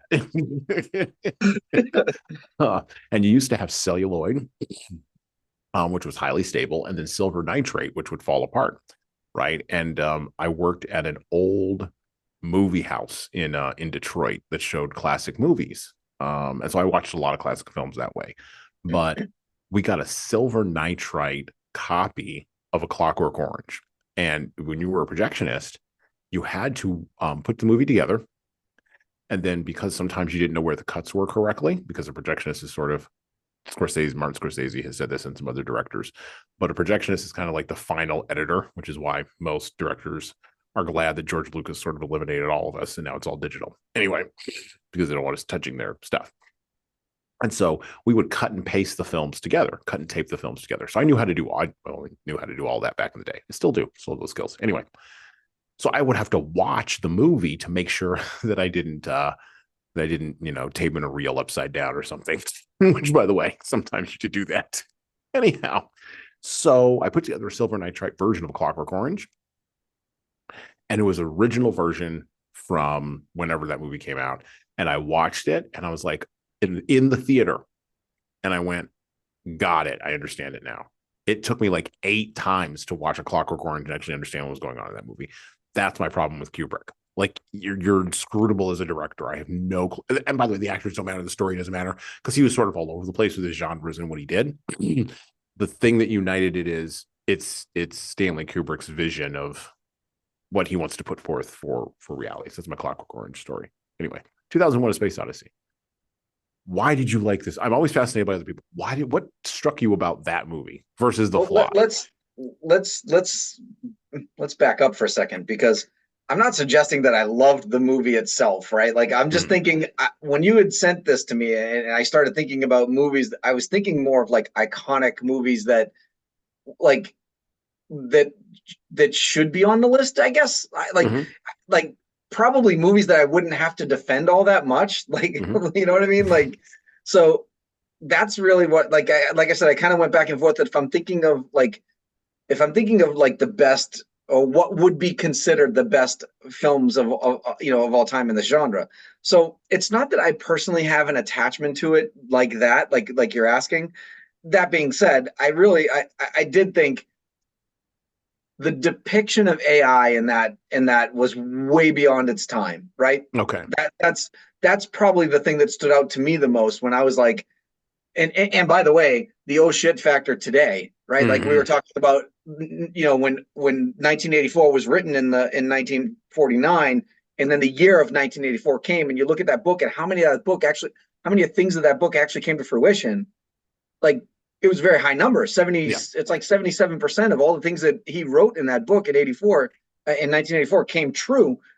2001 Space Odyssey, we're pretty darn close to saying that that movie is real. Same thing that you were just talking about, the whole Blade Runner thing. Think about, we're now, by the way, people, we're talking to our homes. Like we're walking around our house. We are.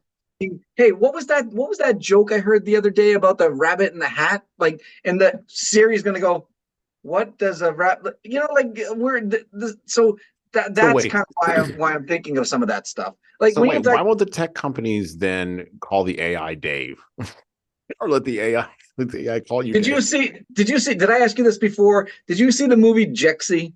No. What is that?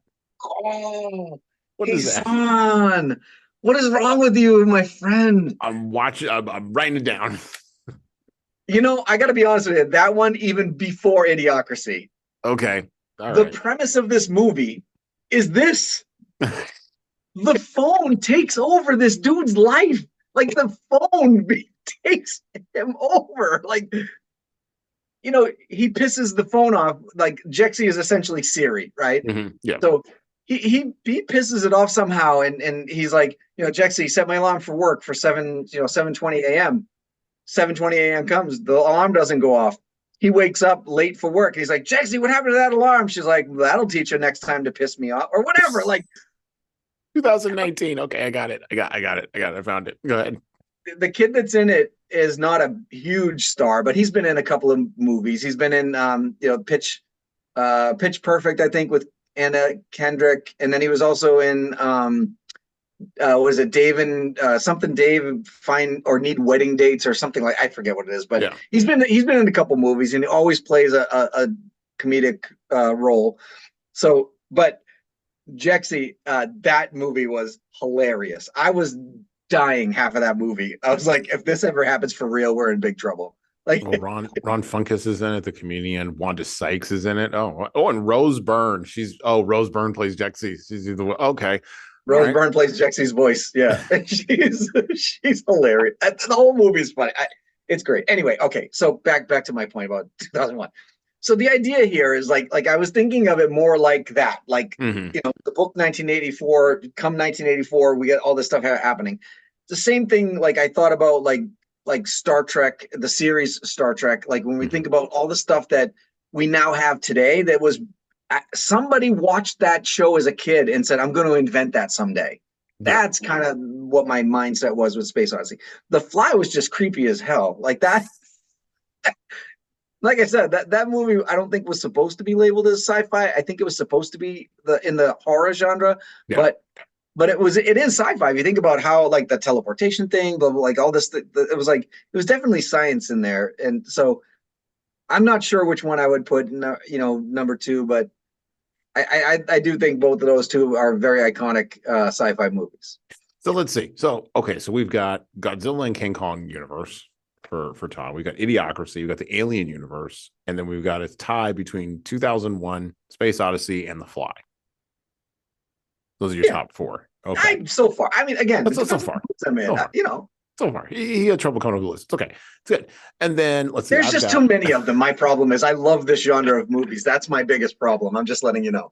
I'm going to, well, don't worry. Next February, we're going to do the top 5 romantic films. We're going to do that. Top 5 romances. Okay. So I've got The Day the Earth Stood Still, Doctor Strangelove, Blade Runner, and Planet of the Apes. Okay. Speaking of Star Trek, my number one sci-fi film of all time is a movie that I actually just watched when I was in the hotel traveling, interesting enough, to Boston a couple weeks ago. Tell me it's Wrath of Khan. Of course. Please. Star Trek 2, The Wrath of Khan. Wrath of Khan. That has got to be the best sci-fi movie ever made. Come on. Of all time. My God. Come on. This is a great movie. It's got everything. It's got Shatner being old and retired and angry. It's got Bones wanting to just stay home and not be bothered. It's got you know, Got, Spock being Spock. got Ricardo Montalban. Oh, that dude was awesome in with that that movie. great chest, which was his, by the way. That wasn't prosthetic. That was Ricardo Montalban. Like he was. And then here's the thing, and I didn't find this out until recently. So this last year we covered the book Moby Dick, right? And I'm reading Moby Dick and all this and whatever. And there's lines in Moby Dick, and I'm like, wait, I've read these before. I've heard these before somewhere. And so I go back and I'm like wrapping my brain, right? My fertile mind. I'm like, Star Trek. And so I went back and did a little research. And turns out the guy who wrote Wrath of Khan based it off of Moby Dick. Based the entire subplot of Ricardo Montalban chasing around William Shatner, or chasing around William Shatner. The white whale, The yeah. white whale. And so we put the lines from Captain Ahab in Ricardo Montalban's mouth. I'm like, this is brilliant. This is an example of somebody reading classic literature and then applying it in a pop culture context so that the literature can expand. Then you've got the ship. Oh, the Kobayashi Maru test. Like, yeah, all of that's there. And it's so well balanced. It's so well done. Yes. Well acted. Yes, Spock dies at the end, but it doesn't matter. But you don't know that because it still has emotional punch. It still has emotional punch. You don't know there's a Star Trek 3 coming. You don't know that. And it's even so good. It has entered the lexicon of comedy. So I remember an episode of Seinfeld. I can't remember which episode it was, but Jerry was talking about how Star Trek 2, him and George were talking about at the coffee shop, I think. And they were like, Star Trek 2 Wrath of Khan is the greatest thing ever. Blah, blah, blah, blah, blah. And or Jerry says, Kramer doesn't believe Star Trek 2, The Wrath of Khan is like the best Star Trek movie ever. He likes Star Trek 3. He likes Search for Spock. He's a weirdo. I'm just like, that's brilliant. That's genius. It is a movie that almost didn't get made because after Star Trek the Motion Picture, the returns were so bad on that movie. Everybody was like, oh, we're never gonna. Star Trek's dead. We're done. And it literally singularly resurrected Star Trek movies for another like 30 years. That movie just by itself. I've had my kids watch Wrath of Khan. My kids love it. Gen Zers. They are Gen Zers. They're hardcore Gen Zers. And they loved Wrath of Khan. Yeah. So I agree with you. I think Wrath of Khan, I started racking my brain again. This genre is probably my favorite. Yeah. Because of the flexibility in the genre. I just want to be clear. Because you got things like E.T. and Contact with Jodie Foster, and then of course we're not even talking about any of the modern movies, the Avatars of the world that that people can love them or hate them, but they're going to be iconic at some point, right? Like some of these movies are just massive build outs of storyline and movie. So like in undertones, like the whole idea, the original Avatar movie with and I've said this to people before. Let me get this straight. You've never heard this story before? A race of people finds something of value that's already inhabited by a race of people, or at least, a race, and they go and they destroy them to get it. You haven't heard this story at all? I mean, but anyway, but the point I'm making is like Fern Gully, just in real life. Yeah, Fern Gully, exactly. Love that movie, by the way. Robin Williams was incredible in that movie. If anybody has not seen Fern Gully, watch it with your kids. Like, that's great. But again, there's a lot of the Matrix was another one, right? Like the Matrix. We talked about the Matrix a little bit. Like, but when you're talking about like iconic sci-fi, The Day the Earth Stood Still, the Space Odyssey, like these are like above and beyond. Like my biggest thing, and I try to explain this to my kids all the time. When you watch a movie like Back to the Future or E.T. or whatever, any one of the acting is better. Yes. Most times because they're not reliant on special effects and CGI. Right. So like Avatar is a great movie. I love that. I actually really like that movie. There was a lot of for those of you who have listened to this podcast several times, and I'm not going to go into super detail why, you probably can already see this coming. I know Hassan can, Mhm. but there were parts of that touched inside of me that some movies just don't. Right now, I watched this movie and I was just like, what is going on right now, and why are we okay with this? Like, I really like. I could get emotionally wrapped up in that movie because of the underlying story, like the undertones of the story. Whereas you like in most of these movies that we're talking about today, these are movies where the CGI was non-existent or very early stage, and it's choppy and it wasn't very good, and the special effects were very manual, and it was it was just weird. Some that came across people watching today's movies, and then they go back and watch some of these the movies that we're talking about. They're not going to like. My kids don't really like a lot of the old movies. They don't get it. They don't get it. They don't get the fact that these to your point a couple of times, like, these stories are based on how people were feeling at the time. Can you get the underlying tones that are in these movies based on the actors and actresses that are portraying the characters? Charlton Heston in Planet of the Apes was the best one, like that, one of the best ones I can think of. Like, so we're talking about we did. I think if we chop that, we could probably chop this episode of this podcast up into like 3 different versions, because I think that there's something to be said about today's sci-fi versus yesterday's sci-fi versus the original sci-fi, right? Like, I think if we could probably pick the top 5 movies in that way, or we could separate it into sci-fi comedy, sci-fi drama, sci-fi, sci-fi horror. I think I think you've got a point there. I mean, so when I look at my top 5 list, and by the way, I came up, I'm totally completely honest, I came up with this top 5 list in like 10 minutes. Yeah, because I'm that guy, right?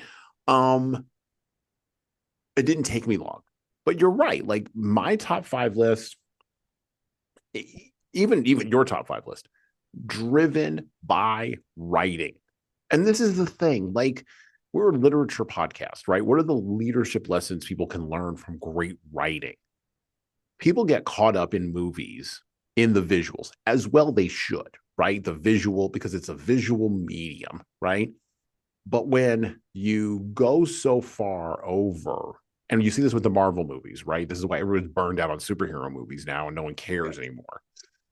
The reason people are burned out on that is because the visuals are so amazing that they are thought to be enough to carry the story. And it's just not. Like, maybe for certain things, like Godzilla versus Mothra versus King Kong. Okay, we all know what we're here for. We're not being fooled. Even with something like probably one of the better written Marvel movies was Guardians of the Galaxy, right? Oh, for sure, yes. With the special effects, that was a place where the writing and the special effects actually came together and actually worked. It's one of the few I actually watched. Right. Then for every single, I just refused for a long time. I'm like, I'm not watching these movies. I'm sorry.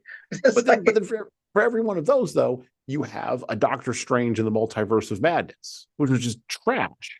My daughter went and saw that, and she was like, I don't know what we're doing here, right? And it's because the writing isn't supporting, it is the structure, the infrastructure of the writing isn't there in the story.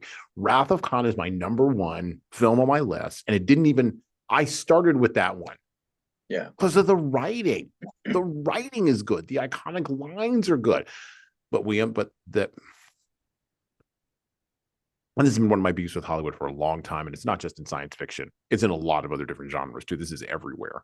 When you're making movies and writing for movies based on what your Twitter feed looks like, or who's going to give you claps on social media, you're writing insularly from your friends. So you have no experience to write from. Like the guys who wrote Wrath of Khan, they had life experience.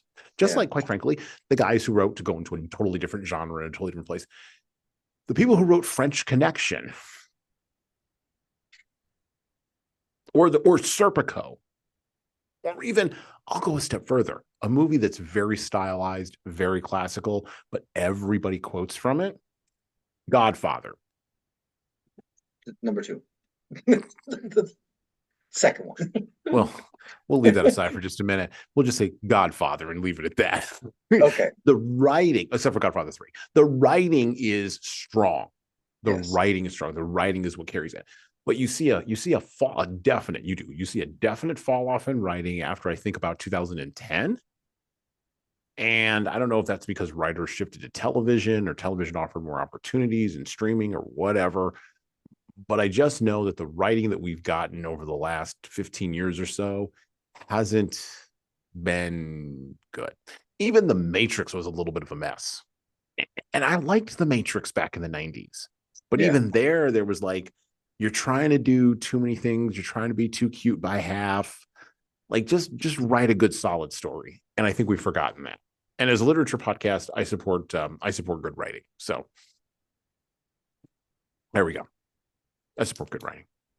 I'm with you. And again, I like I said, I would, again, I'm going to pick on Avatar a little bit, but the second one, not good. It was not as good. Like, we waited years for this movie to come out. We had such high expectations of it, and it just did not.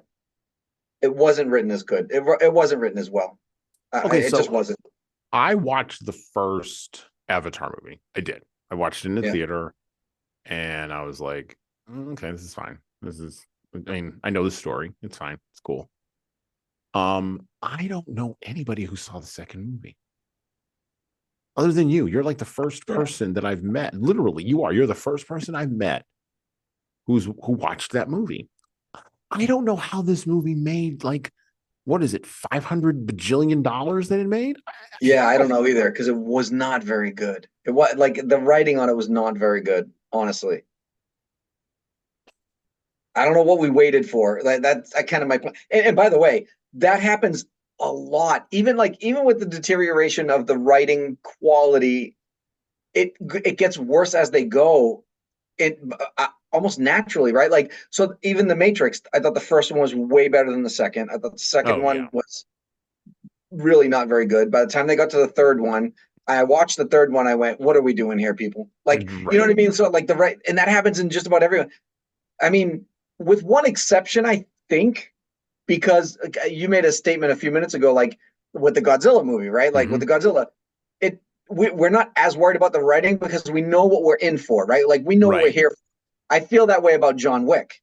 Like, I thought, we know what that movie is. The story is, the writing is not the most important part. We just know we're gonna see, like, insane amounts of gunfight, insane amount of, like, fighting in general. Like, it's like, we know what we're in for there. Like, and if there's a little bit of a storyline that we can follow, then it makes us happy.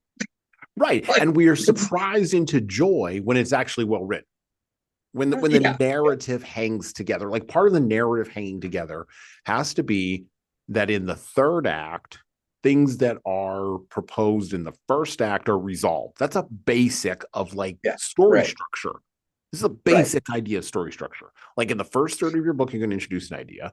In the second third of your book, you're going to have conflict. And then the third third of your book, you're going to resolve everything. This is basic story structure. This is the what's called Freytag's triangle, basically, is what that is, right? And I'm seeing all over the map Freytag's triangle being violated left and right. Now, I'll forgive that if I like the director and if the director's strong enough to wrangle the material. So, for instance, the Dark Knight trilogy, right?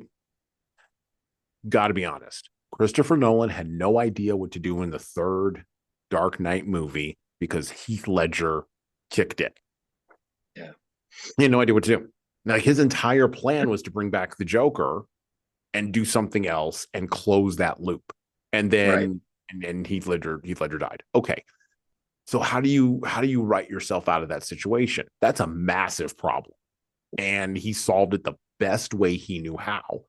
But he was only able to propose that solution because he'd been writing with his brother Jonathan, writing really challenging stuff from Memento all the way through Inception, all of which are movies, even The Prestige and that one that he did with what's his name in Alaska. I can't remember the name of that movie. But he did solid writing all the way through, and thus earned the stripe of being able to sort of write his way out of the back end of a terrible situation where the main actor that you wanted to use was irreplaceable. That's writing, and that's the director writing, with his brother who's the writer, and so the vision there is clear. But for a lot of these movies, man, we know the writing's not hanging together. We know you're trying to wow us with special effects. And this is my problem with Avatar. I mean, it just is. Like, at a certain point, and this is my problem with the first Avatar, really. Like, I know I know why it touches you. It works for you. But I'll be honest, like, I got 2/3 through that movie and I got a headache. I was like, okay, like, the story's not enough. Like, and the visuals are killing me here. Like, I got to get out of here. It was too much. And by the way, I've never felt compelled to go back and revisit it, which is a sign of, for me, a sign of, is the writing there or is it not? Yeah. So. Right. Again, I was picking on the second one as well. The first one I liked. The second one, it just wasn't as strong. Like, it just didn't. It didn't hit the same way. It didn't hit the same nerve. It didn't hit, like, to your point. It kind of lost a little bit of its lackluster, right? Like, even for me, like, somebody who really liked the first one. Well, but I think that happens. I think that happens a lot in these movies that they're trying to, continue on. Now, I do think it gets interesting when you think of, we talked a little bit about the Aliens universe and the Alien and Predator universe. I do think it gets interesting when you have a series of 15, 10, 12, 15 movies that are all interconnected some way, somehow, and that some of them are good and some of them are not. And some of them you can watch multiple times and others you just ignore. I mean, like, I just think, I think it goes like, there's a hump there, right? Like, you get to a point where you're like, F it. I'm just going to make so many movies that people just can't ignore me anymore. Like, that's just essentially what they did. And that's what they're doing with John Wick too. Like, they're like, we're just going to make enough movies that nobody's going to be able to ignore us. We're just going to keep giving Keanu Reeves money. Well, and John Wick, I like Keanu Reeves, so it's not like I have a problem with him. I'm just saying. Well, John Wick will ultimately hang on sort of how much more punishment can Keanu Reeves take. Exactly. And he's in what, his early 50s now? Something like that? Like, I think he might be like 54, 55. I think he's getting up there a little bit. Getting a little long in the tooth there, Keanu. Especially to be doing your own stunts there, kid. And we can call you kid. We're contemporaries. We can call you kid. Oh my God, no, wait, he's 60. He just turned 60 in this month, September. What? I'm looking at it right now. No, okay, you're not a contemporary. Sorry. No. 15 years? No, that's too big a hump. No, dude, you gotta stop. Exactly. What are you doing? What are you doing? Well, I mean, there's no different. Someone just came out with another action movie recently. Liam Neeson just came out with another action movie recently, and I'm going, same thing. I'm going, what are we doing here, people? Like, well, Liam. Although he did one a couple of years ago where he was some sort of assassin that had Alzheimer's. Yeah. Like, that had a little bit of an interesting twist to it. I was like, oh, this one, I actually watched it and I was like, okay, that wasn't the worst movie I've ever seen. But I'm just thinking now he's coming into another one. I'm going, what are we doing? Why? Why? Liam Neeson can get away with it. Number one, he's not high kicking, high flipping. He's not doing jiu-jitsu. He's not trying to choke anybody out. Although, interesting enough, have you seen, switch to TV for just a second, have you seen the show on FX, which I don't have anymore because I canceled Hulu, but have you seen the show on FX, Old Man, with Jeff Bridges? Jeff Bridges and Jonathan Lithgow. Yeah. Now, I do like that, particularly the first couple of episodes of that, because he did jiu-jitsu in that. And I got to bring up jiu-jitsu at least once on this podcast, every episode. It's fine. But I like it because he's like choking out this young guy. And I'm like, oh yeah, that's exactly how it would go. That's precisely it. That he's not kicking anybody. He's not picking he's like, no, please. I'm going to shoot you. And if I can't shoot you, I'm going to choke you. Yeah. So I actually do watch that show, and I thought the first season was excellent. The second season started just recently. I'm about 3 episodes into the second season, and the second season is falling off a little bit. A little bit, yeah. Okay. I think it's hard for these older. I think it's hard for Oh, older by the way, Jeff people. Bridges, the main character in it, 75, 76. 76. 75 or 76, I don't remember, but he's either 75 or 76. And Jonathan Lithgow is 79. Lord. Yeah. It's like my parents' age. Lord. All right. Well, I mean, I guess, here's what I do ultimately. I mean, not everybody could be Tony Jaa, right? Like that's the we all have something. I'll have to have something to aspire to. No, I take heart in that. If you find what you love to do, yeah, you never work a day in your life. Okay. No, if you find what you love to do, you can work until you're dead. That's the end of that statement. That's a way better way of saying it because it's true. And so I'm glad these guys have found work that they love. I'm glad that they found work that they're good at. And I hope that they work until they decide that they want to stop. All right. I think that's it. I think we've wrapped up our top 5 sci-fi films. I don't know that we got any leadership lessons out of that, but it was an engaging and invigorating conversation, as always, with Tom Libby. My name is Hassan Sorrells, and you've been listening to the Leadership Lessons from the Great Books podcast. And with that, well, we're out. Thank you for listening to the Leadership Lessons from the Great Books podcast today. And now that you've made it this far, you should subscribe to the audio version of this show on all the major podcast players, including Apple iTunes, Spotify, YouTube Music, and everywhere else where podcasts are available. There's also a video version of our podcast on our YouTube channel. Like and subscribe to the video version of this podcast on the Leadership Toolbox channel on YouTube. Just search for Leadership Toolbox and hit the subscribe button there on YouTube. And while you're doing that, leave a 5-star review if you like what we're doing here on Apple, Spotify, and YouTube. Just go below the player and hit 5 stars. We need those reviews to grow, and it's the easiest way to help grow this show. And tell all your friends, of course, in leadership. By the way, if you don't like what we're doing here, well, you can always listen to another leadership show. There are several other good ones out there. At least that's what I've heard.